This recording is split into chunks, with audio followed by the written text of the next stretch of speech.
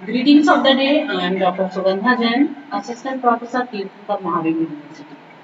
आज बात करते हैं जो एकांकी के तत्व हैं, उन तत्वों में हमने अब तक जो कथानक है उसको समझा और कथानक के बाद में पात्र एवं चरित्र चित्रण इनके महत्व को समझा। महत्व के साथ साथ हमने इन दोनों ही तत्वों के विषय में एक गंभीर अध्ययन किया कि किस प्रकार से एकांकी नाटक में कथानक का क्या महत्व है, उसकी क्या विशेषताएं होनी चाहिए, उसमें क्या क्या स्वरूप किस किस प्रकार से अंगीकार करना चाहिए। इसी प्रकार से हमने पात्र एवं चरित्र चित्रण में भी देखा कि जो हमारे पात्र हैं वो हमारे कथानक के अनुरूप हों, उसमें जो भी पात्र हैं उनके चरित्र चित्रण का विकास इस प्रकार से हो कि वो कथानक के विकास में सहायक हो। तो ये जो चीजें हमने ली, अब इसके बाद में जो अब तत्व आता है वो है संवाद तथा भाषा चरित्र। हम इन तत्वों को भी कहीं कहीं पर अलग अलग रूपों में पढ़ते हैं। कहीं पर हम केवल संवाद या कथोपकथन इस रूप में इस तत्व को जानते हैं और भाषा शैली को अलग लेकर चलते हैं। कहीं कहीं पर हम इन दोनों को एक साथ लेकर चलते हैं। तो यहां हम बात कर रहे हैं संवाद। संवाद जो शब्द है उस शब्द का अर्थ है परस्पर बातचीत, यानी कि संवाद परस्पर एक दूसरे से जो बातचीत है वो कथोपकथन या संवाद के रूप में आता है। तो जो एकांकी नाटक है उसमें संवाद का भी एक ऐसा महत्व है जिसे कि आप किसी भी रूप में कम नहीं आ सकते। संवाद का महत्व एकांकी नाटक में अपने आप में अपरिहार्य। संवाद के रूप में यदि हम देखें तो एकांकी नाटक का एक मूल तत्व संवाद है, क्योंकि उसके माध्यम से ही नाटककार अपनी कथा वस्तु एवं चरित्र तत्व का सम्यक निर्देशन करता है। जो कथा वस्तु है वो क्या चल रही है, उसको विकास देना है, जो भी हमने पात्र लिए हैं उनके चारित्रिक तत्वों का, इन सब का जो एक सम्यक निर्देशन है वो निर्देशन संवादों से निकलकर आता है। संवाद और भाषा शैली को कभी कभी एक साथ जोड़कर लिया जाता है, क्योंकि ये भी एक दूसरे के पूरक है। संवाद है तो उसकी शैली जरूर होगी, उसकी अपनी भाषा जरूर होगी।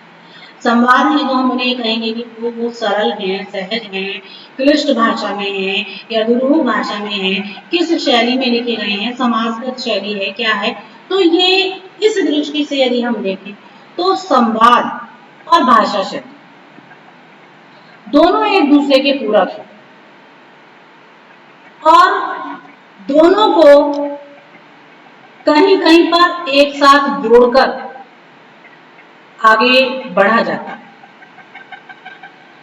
देखिए, संवाद को एकांकी नाटक का आवश्यक तत्व मानना इसलिए आवश्यक है क्योंकि जो कथा का प्रवाह है वह इन संवादों के माध्यम से ही आगे बढ़ता है और पात्रों की चारित्रिक विशेषताएं इन संवादों के द्वारा ही दृष्टिगोचर होती हैं। संवाद की गति से नाटक की गति प्रचालित होती है। जो एकांकी नाटक है हमारा, उसकी जो गति है वो संवादों की गति से मानो प्रचालित होती है। भाषा शैली का संवाद की प्रभावोत्पादक क्षमता प्रस्तुत करने में एक बड़ा योगदान रहता है। जो हमारे संवाद हैं वो कैसी भाषा में है, सरल है, सहज है, दुरूह है, क्लिष्ट है, संस्कृतनिष्ठ है। तो ये भाषा के द्वारा ही संवादों का स्वरूप निश्चित होता है। उनके लिए कैसी शैली अपनाई गई है समासगत शैली है या छोटे छोटे वाक्य हैं, मुहावरेदार शैली है, व्यंग्यात्मक है, तो ये जो उसमें प्रभावोत्पादकता आती है संवादों में, जो उसमें सौंदर्य पिरोया जाता है, वो भाषा शैली के माध्यम से आता है। इसीलिए कहा गया है कि भाषा शैली और संवाद एक दूसरे के पूरक हैं।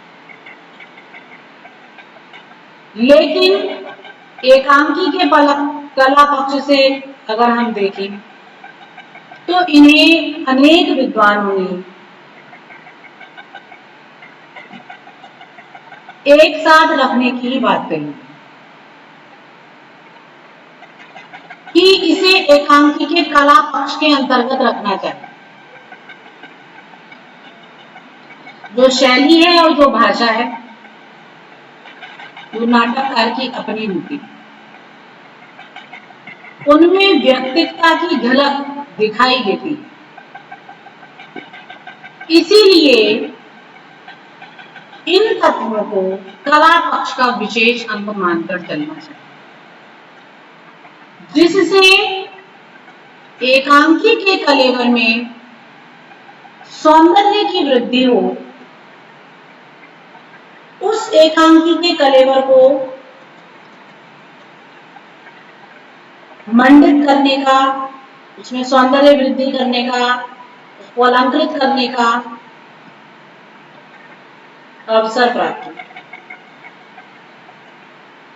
तो इन सब के लिए आवश्यक है कि हम जो भाषा और शैली है, जो संवाद है, सर्वप्रथम उसकी ओर ध्यान केंद्रित करें। तो संवादों का जो सौंदर्य है, जो उनकी अलंकारिकता है, वो बहुत कुछ हद तक भाषा शैली पर निर्भर करता है। तो हमने जैसे पहले भी ये बात कही कि संवाद एकांकी का एक अपरिहार्य तत्व है। इसके बिना एकांकी की रचना करना, उसका सृजन करना, उसको स्वरूप दे पाना असंभव है। ये बात पहले भी आ चुकी है कि नाटक दृश्य विधा है जिसमें सब कुछ घटित होते हुए दिखाया जाता है।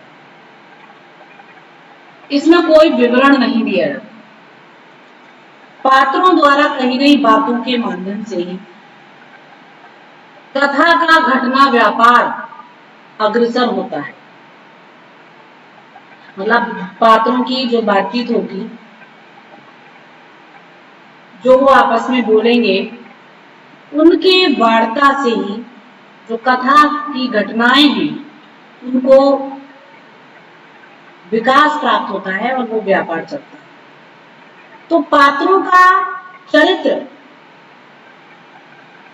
वो भी संवादों के द्वारा ही विकसित होता है और अभिव्यक्त होता है। तो इस दृष्टि से संवाद एकांकी नाटक की कसौटी बन जाती है, जिन पर मानो हमें एकांकी को घिसकर पता लगाना है कि ये कितने वैशिष्ट्य से परिपूर्ण है।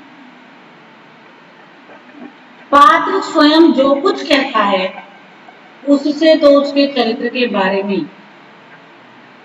ज्ञान होता ही है, बल्कि अन्य पात्रों की बातचीत भी उसके व्यक्तित्व को प्रकाशित और विकसित करने में सक्षम होती है। जो पात्र आपस में बोल रहे हैं तो वो पात्र ना केवल स्वयं के व्यक्तित्व को, बल्कि जो नायक है, जो मुख्य पात्र है, उसके व्यक्तित्व को भी अभिव्यक्त करता है। तो इसके बाद हम देख रहे थे, ये तो निश्चित है कि जो पात्रों का चरित्र है उसका विकास हमारे संवादों से ही होता है, और संवाद की द्वारा ही एक एकांकी नाटक की जो विशिष्टता है उसको जाना या पहचाना जा सकता है। उसी से पता चलता है कि जो एकांकी नाटक है उसकी कथा वस्तु का क्या स्वरूप है, क्या उसमें सामंजस्य है, पात्रों के चरित्र के व्यक्तित्व पर प्रकाश संवादों के द्वारा चलता है। संवादों से ही पात्रों के चरित्रों का विकास दृष्टिगोचर होता है। अन्य साहित्यिक विधाओं में लेखक को अपनी ओर से कुछ भी कहने की छूट होती है, क्योंकि अन्य विधाएं वर्णनात्मक भी हो सकती हैं। लेकिन जो हमारी एकांकी विधा है, वो एक दृश्य विधा है, और वहां लेखक जितनी बात जरूरी समझता है, केवल उतनी ही बात को पात्रों के मुख से निकलवाता है, या फिर जो विशेष कुछ है उसको वो खुद बयान करता है। ऐसा करते समय वह चाहे जितना विस्तार से कह सकता है, स्थिति, समस्या, वातावरण या पात्र विशेष के संबंध में वह अपनी टिप्पणियां भी दे सकता है। लेकिन नाटक में सब कुछ संवादों के माध्यम से ही व्यक्त होता है। दृश्यों के आरंभ में, बीच बीच में दिए गए रंग निर्देश, लेखक द्वारा दिए गए रंगमंच तथा अभिनय संबंधी संकेत, ये भी प्रभाव को उत्पन्न करने में सहायक होते हैं। लेकिन प्रमुख भूमिका जो है वो संवादों की ही है। कथा वस्तु का विकास, उसके उतार चढ़ाव, उसकी चरम सीमा की अभिव्यक्ति, ये सब संवाद के माध्यम से। तो ऐसी स्थिति में जरूरी है कि संवाद जो भी है वो प्रभावपूर्ण हो, सरल सहज भाषा में हो, रोचक और स्वाभाविक हो, मर्मस्पर्शी, संक्षिप्त और वाक्पटुतापूर्ण भी हो। यदि संवाद मर्मस्पर्शी होंगे तो उनका प्रभावपूर्ण होना भी स्वाभाविक होगा। इसी तरह उनमें वाक्पटुता भी आती है, जो उसको रोचक बनाती है। संक्षिप्त होने के लिए सबसे पहली बात ये जरूरी है कि बोलचाल की बात आमतौर पर बहुत लंबी नहीं है, यानी कि छोटे छोटे वाक्यों के द्वारा हम बातों को आगे बढ़ाते हैं। और गंभीर विषय पर वैचारिक वार्तालाप भी करते हैं। भाषण या वक्तव्य की भांति वो भी बड़ा नहीं होना चाहिए। सबसे बड़ी बात तो यह है कि एकांकिका स्वयं का आकार छोटा होता है, उसमें संक्षिप्तता होती है, इसलिए ज्यादा अपेक्षित है कि हमारे संवाद भी छोटे छोटे हों। यहाँ अधिक विवेचन विश्लेषण की कोई गुंजाइश नहीं, इसलिए गंभीर और महत्वपूर्ण बात को भी संक्षिप्त प्रभावपूर्ण ढंग से कहना ही एकांकीकार की कला होती है। तो ये सारे जो गुण हैं, इन गुणों के समावेश के बाद भी जो बात कही जा रही है वो ये है कि संवाद स्वाभाविक होनी चाहिए। स्वाभाविकता का अर्थ सहजता है, और यह सहजता अनेक स्तरों पर हो सकती है। पहली बात तो यह है कि संवाद पात्र के स्वभाव, व्यक्तित्व, शिक्षा दीक्षा, आयु, मन स्थिति, इन सब के अनुकूल होने चाहिए। दूसरे स्तर पर स्वाभाविकता से तात्पर्य है वास्तविक जीवन से निकट। जीवन में विविध परिस्थितियों में हम जैसे आचरण व्यवहार करते हैं और बोलते हैं, वैसे ही प्रतीति नाटक में भी होनी चाहिए। इसका अर्थ यह नहीं कि दिन प्रतिदिन के वार्तालाप को एकांकी में ज्यों का त्यों प्रस्तुत कर दिया जाए। ऐसा करने से वह जिज्ञासा अथवा कौतूहल उत्पन्न नहीं हो सकेगा, जो कि एक एकांकी के लिए जरूरी होता है।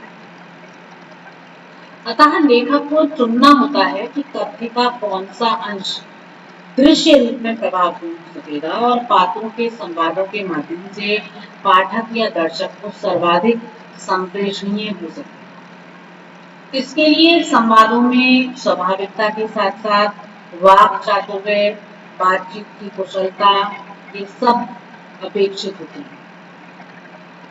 पात्र से केवल उतना ही कहलाया जाए जितना कथा के विकास और पात्र के चरित्रोद्घाटन या मनोभावों के उद्घाटन के लिए अपेक्षित है। लंबे और विचार बोझिल भाषणों से हमें सदैव बचना चाहिए, क्योंकि उनसे रोचकता कम होती है और वे दर्शकों को इतना अधिक प्रभावित भी नहीं कर पाते। वार्तालाप का प्रत्येक शब्द, प्रत्येक वाक्य स्थिति विशेष में अनिवार्य प्रतीत होना चाहिए। मतलब हमें केवल वही संवाद जोड़ने चाहिए जो कि उस स्थिति के लिए आवश्यक है, उस स्थिति को अभिव्यक्त करने के लिए जरूरी है। हम जो भी संवाद प्रयोग कर रहे हैं वो इतने सहज और स्पष्ट होने चाहिए कि जो भी पाठक या दर्शक है वो उनको तत्काल समझ सके, उन्हें आत्मसात कर सके। रंगमंच पर नाटक की सफलता, एकांकी की सफलता या सफलता का जो आधार है वो संवाद ही होते हैं।